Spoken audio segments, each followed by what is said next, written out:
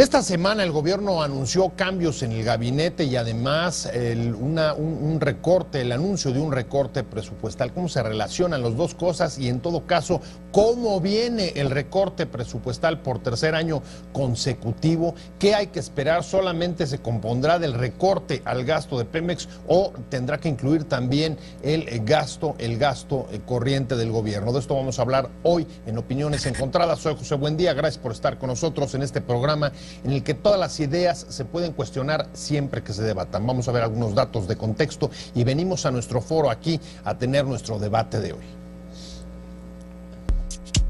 El gobierno anunció cambios en el gabinete y una reducción del gasto público, particularmente en Pemex, al mismo tiempo. Ambos movimientos se originan en medio de la volatilidad financiera internacional y la caída de los precios del petróleo. Es así que el monto del recorte del presupuesto esperará a conocerse la reestructuración de la empresa petrolera nacional. Los industriales del país interpretaron los cambios en el gabinete como una estrategia para iniciar un rediseño de la seguridad social, así como una reestructuración de las finanzas públicas severamente afectadas por una caída de 70% de los ingresos de Pemex en el último año y medio. Al nuevo titular de Pemex, José Antonio González, se le reconoce haber superado la extrema debilidad financiera del IMSS durante su gestión. Ahora tiene el reto de enfrentar el enorme pasivo laboral de Pemex, su deuda, la caída de la producción y el peso de activos improductivos que tienen a la empresa en la peor crisis de su historia. Una situación no muy distinta tendrá que enfrentar el nuevo secretario de Salud, José Narro, con la también débil situación del sector por el aumento del peso de las enfermedades crónico-degenerativas en las finanzas públicas, en un país que en la próxima década comenzará a dejar de ser un país de jóvenes para ser de adultos mayores. ¿Cuánto puede alcanzar el recorte del gasto? ¿Cómo reestructurar la hacienda pública? ¿Cómo financiar la seguridad social y prepararse para cubrir el costo de enfermedades crónico-degenerativas? Posiciones. 1. Los industriales de la transformación dijeron que los cambios en el gabinete son un rediseño del sistema de seguridad social y una reconstitución de la hacienda pública. 2. Fabiola Ortiz, analista de Pemex para Standard & Poor's, indicó que el reto más importante es mantener la producción petrolera. A inicio del año, Moody's revisó a la baja la calificación de Pemex y advirtió sobre su inminente debilidad financiera y las dificultades para recuperar sus niveles de producción. 3. La Cámara de la Industria de la Transformación Nuevo León expresó sobre el nuevo titular de Pemex que en su responsabilidad en el IMSS dio pasos importantes en la reestructura financiera y ahorros indispensables para su difícil condición económica. 4. Durante la administración saliente de Emilio Lozoya, la producción petrolera de Pemex cayó 12% al pasar de 2.577.000 barriles diarios que tenía en diciembre de 2012 a 2.259.000 barriles en enero de 2016. El precio de la mezcla mexicana de exportación llegó a su máximo en junio de 2014 al alcanzar $102.41 por barril, para luego enfrentar la debacle que llevó a la cotización actual de $25.7. El endeudamiento neto de la empresa pasó de $6.1 mil millones a $15 mil millones en 2015. Le doy la más cordial bienvenida a este programa Opiniones Encontradas. Vamos a hablar de cómo viene, usted seguramente se lo está preguntando, a lo largo de esta semana lo ha de haber hecho, porque el lunes pasado el secretario de Hacienda anunció que vendría un recorte presupuestal, al mismo tiempo que se dieron a conocer cambios en el gabinete en dos puntos estratégicos, Pemex y la Secretaría de Salud, dos secretarías que tienen un peso importante dentro del presupuesto de la Hacienda Pública.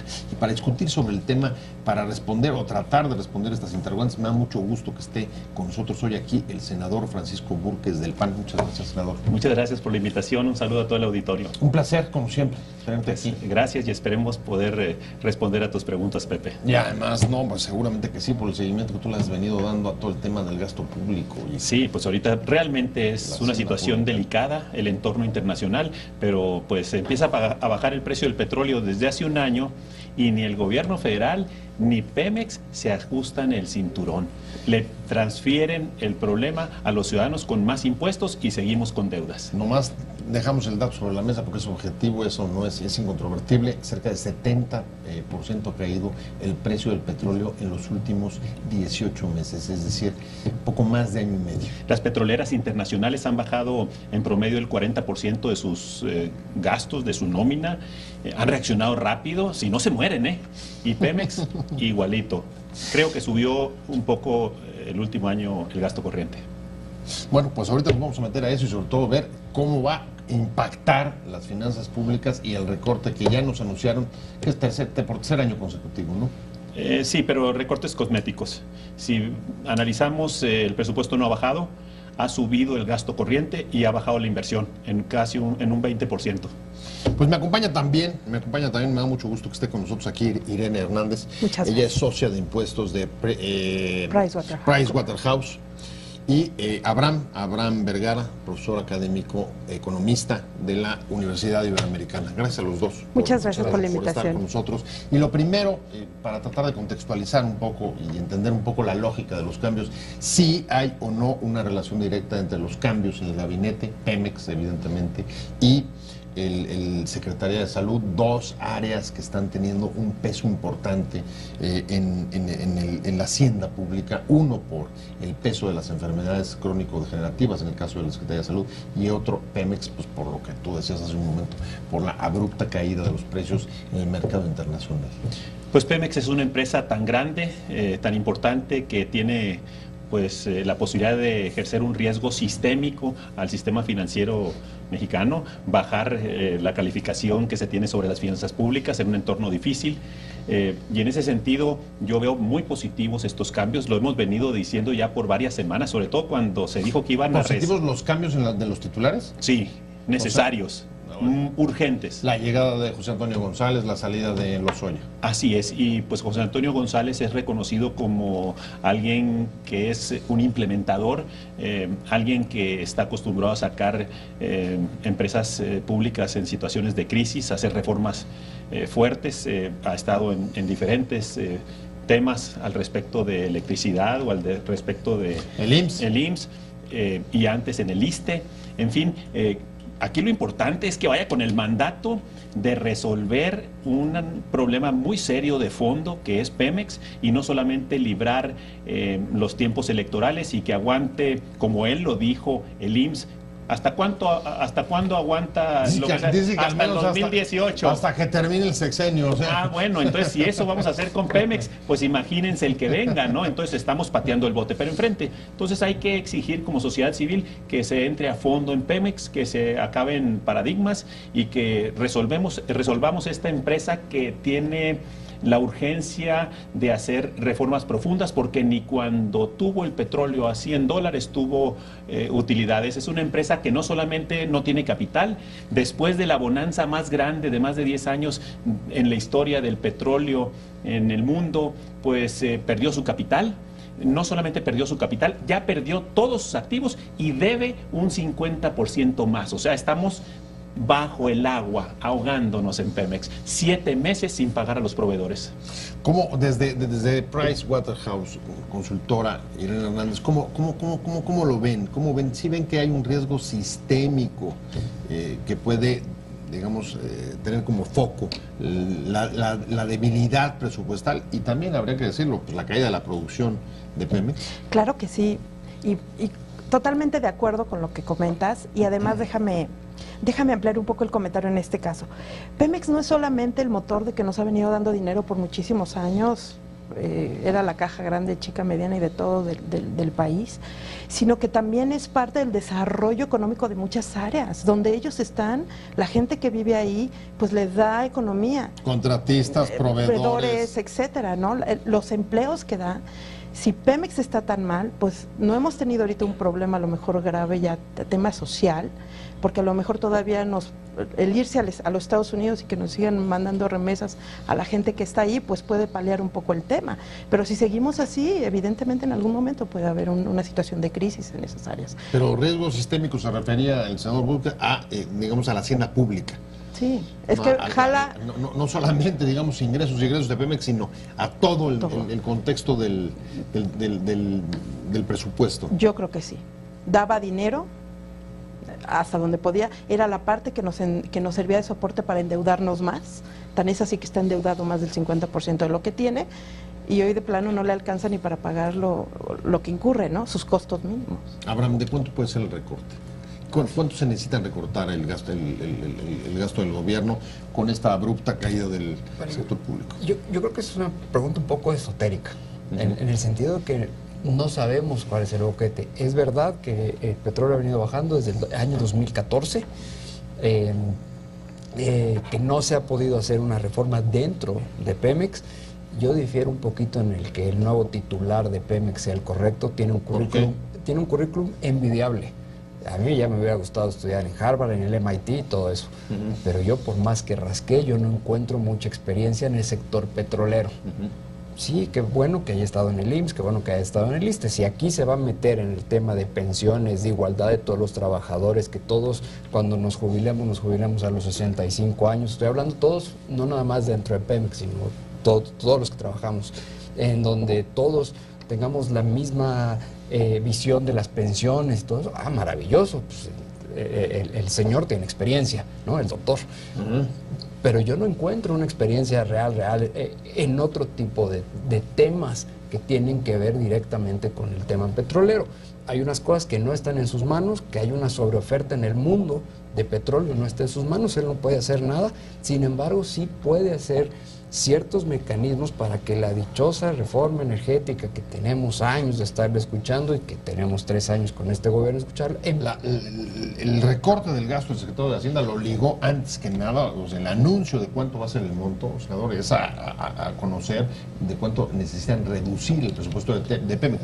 Ya saben, pero el recorte en Pemex, ya sabemos que lo tiene que decidir su consejo de administración, pero ¿de cuánto crees que es el Pues boquete? nomás, mira, ¿cuánto le calculas? Vamos a medirlo en número de empleados. Pemex genera por empleado 16 barriles diarios. Las empresas internacionales 35. Más o menos coincide con la reducción de costo laboral que requiere Pemex. No vamos a hablar de situaciones sociales ahorita vamos a hablar de la realidad económica. Y si Pemex no sale adelante, son los contribuyentes, no el gobierno, porque a fin de cuentas son los contribuyentes los que van a estar obligados a invertir su dinero en una empresa que a nadie les preguntó a ellos, ¿no? Y para meterle dinero bueno al malo, o para un proyecto que no va a tener futuro, sino que nomás estamos pateando el bote para enfrente, pues yo no creo que sea justo para los ciudadanos. En ese sentido, Pemex tiene 150,000 empleados, debería de tener la mitad. De ese tamaño tiene que ser el recorte. Pemex tiene grandes deficiencias. A ver, se anunció ya un recorte de cerca de 10,000 trabajadores. ¿Te parece que tendría que extenderse hasta otros 60,000? Así de duro es, y es lo que están haciendo sus competidores. Y lo que no haga Pemex para salvarse, lo va a hacer la naturaleza en el futuro. Es como los dinosaurios, pues, ¿no? ¿Por qué se extinguieron? Porque no tuvieron capacidad de adaptarse. Hace un año que bajaron los precios del petróleo, entre 70 y 80% han bajado los precios del petróleo, y el monstruo, la montaña, todavía no se mueve. Caray, o sea, eso no puede ser. Pero todas las soluciones que yo veo para Pemex pasan porque el gobierno se salga de la administración. El gobierno todo lo que hace lo hace mal. O sea, ir mucho más allá de la reforma que acaban ustedes de aprobar en el Congreso. Claro, el pelo en la dejarlo sopa. como una empresa pública. El pelo en la sopa de esa reforma es que faltó reformar Pemex. Y Pemex no va a sobrevivir. Tiene unos pasivos contingentes tremendos por pensiones. El gobierno no puede ayudarle, el gobierno necesita que le ayuden. El problema es que el gobierno está ahorita envuelto en un modelo económico político fallido. Del 2012 a la fecha, cada mexicano está pagando 80% más de contribuciones fiscales. Eso es lo que le está costando a la gente el gobierno. El gobierno ha subido del 2012 a la fecha el 50% de la deuda directa. No vamos a hablar de los pasivos contingentes por pensiones, que esa es otra bomba de tiempo. Las finanzas públicas en estados, municipios y ahora en la federación están a punto del colapso. ¿Por qué? Porque si nosotros analizamos por qué existe el proceso de endeudamiento en los 3 órdenes de gobierno, es porque si no tuvieran el ingreso de nuevas deudas, no tendrían capacidad de invertir nada. La inversión en este año del presupuesto federal es de 700 y pico mil millones de pesos, pero las deudas totales son 800,000 millones de pesos. Entonces, ¿qué quiere decir? que los presupuestos públicos son solo para gasto corriente ineficiente, porque hacemos mal la seguridad pública, la impartición de justicia, la educación, la salud y el combate a la pobreza, porque suben los pobres. En los últimos 2 años ha habido 2 millones de pobres más. Ahora, déjame tratar de seguir, digamos, concentrado en el asunto de Pemex. ¿Tú crees que se requiera un recorte de esa naturaleza para reformar la reforma interna, que se requiera además venta de activos? ¿De cuánto debe de ser la reducción? O el recorte para que la empresa, digamos, mantenga la viabilidad y logre mantenerse siendo competitiva a nivel internacional. Mira, yo creo que va más allá. Sí, el recorte se tiene que hacer productiva. Todos los competidores a nivel internacional están al nivel que dice el senador, o sea, no hay duda. Y ahorita peor, con la bajada del precio del barril, se están volviendo a configurar dentro del número de empleados que necesitan. Todo lo que hace una crisis en una empresa, pues hace que vuelvas a tomar en cuenta cuáles son realmente tu target de negocio, dónde vas a ir, en qué vas a invertir. Pero a ese nivel, 50% de reducción. Lo que pasa es que ninguna empresa creció con este número de empleados. O sea, estamos hablando de lo que hoy tendría que hacer Pemex para tener una competitividad con los privados, que nunca crecieron tan grandes, que ese también es un tema, ¿no? Y el otro tema que yo creo que a lo mejor, no sé si abone, pero creo que sí dificulta todo esto de la transformación, y que es un reto brutal, es transformar a Pemex. Es no solo dividirlo y decir cuántos van a ser y qué va a ser quién, simplemente tiene que aprender a ser socio. La reforma energética le ha dado ese beneficio, le ha dado toda esa posibilidad de que sea socio, y déjame ponerlo en un lenguaje llano, tiene que venderse bien. Y tiene que ser socio en competir con los grandes, o sea, con los que están a su nivel. Pemex es la 10ª empresa más grande del mundo y tiene que lidiar con los 9 anteriores y los que le sigan abajo. Entonces, eso es lo que no hizo Lozoya, o por lo menos es lo que le critican a Lozoya. Hoy los empresarios están diciendo no solamente recorte a Pemex, la disminución o el recorte presupuestal general debe de incluir también gasto corriente. ¿Tú crees que ese es el alcance que debe tener este recorte? Creo que es necesario. Creo que ¿Por qué? Si la gente que estamos por fuera, la gente que estamos de pie, hacemos esfuerzos en recortar nuestros gastos, en hacer nuestro esfuerzo por pagar nuestros impuestos, creo que se tiene que manejar los recursos del Estado de una manera eficiente, eficaz, en una manera rentable, aunque no guste mucho esa palabra, pero que sea rentable, que se eliminen ciertos niveles o ciertos puestos que a veces uno no entiende, que haya la mano derecha del director, que es el director, ¿no? ¿Para qué hay tanto asesor? Creo que es parte de ese gasto corriente que se tiene que ir eliminando y que se tiene que ir haciendo eficiente el uso de los recursos que a final de cuentas aportamos todos. Todos. Estoy seguro que tú coincides con eso, pero ¿de cuánto estamos hablando? Pues mira, Bueno, a ver, todo la bonanza petrolera la malgastamos, sabiendo que era un recurso no perdurable, que era un recurso que en algún momento dado se iba a acabar. Lo malgastamos en burocracia, en programas clientelares. O sea, yo te puedo hablar del enorme dispendio y desperdicio. Por eso, el año pasado inicié un programa a través de la plataforma, una iniciativa a través de la plataforma Change, se llamaba 50 menos de presupuesto a la clase política. Reducir a la mitad el presupuesto del Senado, donde yo estoy. Yo sé que se puede y no pasa nada, al contrario. 50% de la Cámara de Diputados, 50% los partidos políticos. Bueno, ahí no me metí todavía con el presupuesto público, pero yo todavía lo he dicho siempre y metí en septiembre con el acompañamiento de mi grupo parlamentario, porque traemos un enorme endeudamiento. O sea, ni siquiera nos conformamos con gastar lo que tenemos en el gobierno o malgastarlo, sino que además nos endeudamos como nunca en la historia. 800,000 millones de pesos es el endeudamiento de este año. Entonces tenemos que primeramente bajar el gasto para dejar cero déficit, o sea, no gastar más de lo que tenemos. Y en ese sentido presenté una iniciativa de cero endeudamiento. El endeudamiento en manos de los políticos siempre es malo, y cárcel para los políticos que hereden deudas, porque las deudas son impuestos, se van a pagar con impuestos futuros.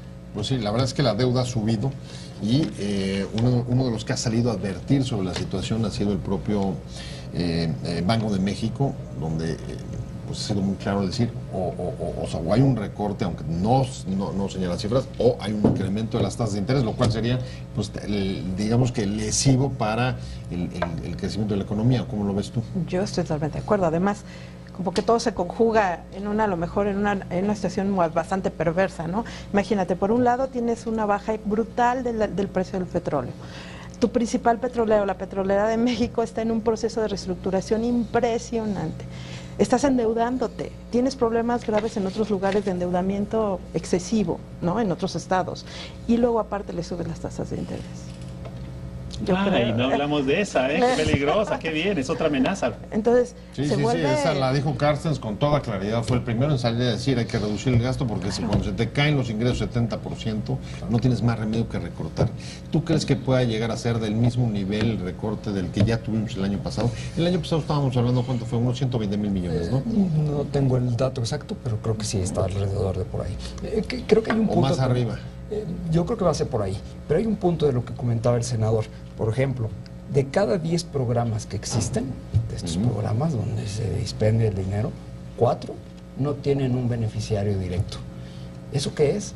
Eso significa que va a tirarse el dinero muchas veces, en ocasiones, en estados en donde vienen elecciones, en donde están elecciones, vamos a regalar teles, siendo que podíamos hacer programas más eficientes, donde el beneficiario sea exactamente el que lo necesita para salir.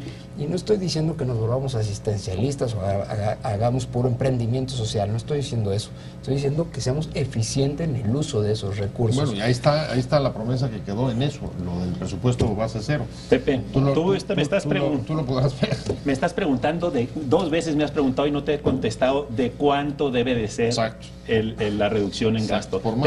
Te vas a asustar, por más que le busco el dato, no lo hallo. Una tercera parte del presupuesto tiene que bajarse. ¿Cuánto es eso? 1.5 billones de pesos de un presupuesto de 4.7. Y te voy a decir por qué. Porque el petróleo era el 40% de los ingresos del gobierno y ahora ya el año que entra sin coberturas va a ser del 10 al 15%. Entonces, nomás de ahí imagínate.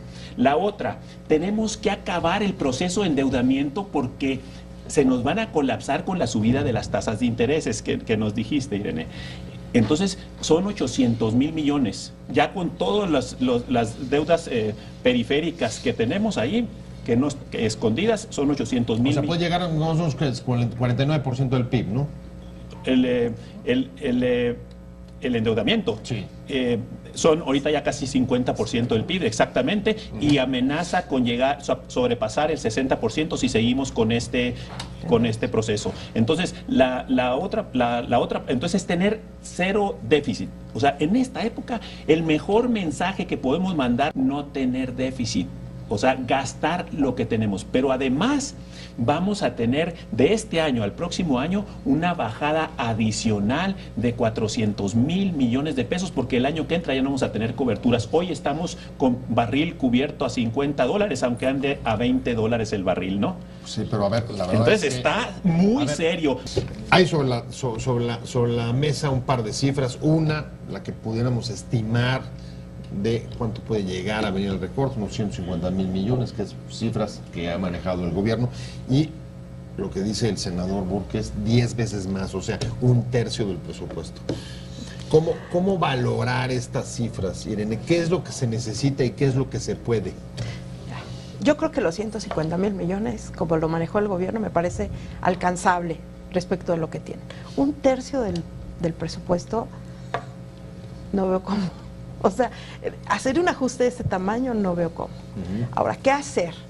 Bueno, yo creo que hay de dónde. Más allá de recortar, digo, cuando no se tiene dinero, pues se tiene que hacer ahorros, o sea, no hay de otra. Pero lo que sí creo es que la reforma energética también le está dando elementos a Pemex, para que Pemex pueda salir a monetizar esos activos. Conocen el país, la geografía, etcétera, mejor que nadie. Pero creo que el tema de hacer alianzas, de hacer negocios... Entonces, a ver, junto con los recortes es deshacerse de algunos activos que no les estén sirviendo, monetizar otros activos. Exacto. Y intensificar las sociedades con otras empresas. Y no a través de cómo me endeudo más, sino cómo realmente hacemos negocios y creamos valor y dinero para el país. Porque hay que solventarlo con algo, ¿no? Y yo creo que ahí es. ¿Cómo lo ves tú, Abraham? ¿Cómo valoras tú las cifras? Efectivamente. A ver, sí, imposible llegar a ese recorte del 1/3%, una tercera parte, imposible. Ojalá se pudiera, pero imposible. Creo que en verdad si se hiciera un programa paulatino, lo malo es que nos lo dijeron hace 3 años que iba a ser paulatino y como bien dice el senador, ese déficit de 0% que no ha sucedido. No, bueno, más bien ha crecido. Ha crecido. Dijo el presidente, se comprometió 0 déficit. Y no lo ha cumplido. Y yo creo Los que más grandes de la historia se va tenemos a ahorita. Oye, y creo que viene una problemática. O sea, ¿cómo vamos a sanear a esta institución? Bueno, a esta entidad, Pemex. ¿Cómo va a ser? Ojalá sea, como dice Irene, a través de esas alianzas, a través de ese aprovechamiento, a través de esa generación de valor agregado que tiene Pemex ahí, ese conocimiento, esas virtudes que tiene.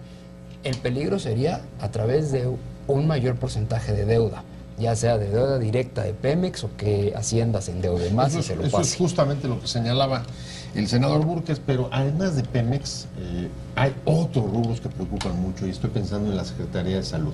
Y estoy pensando particularmente en, bueno, primero, todo el sistema de seguridad social y las pensiones.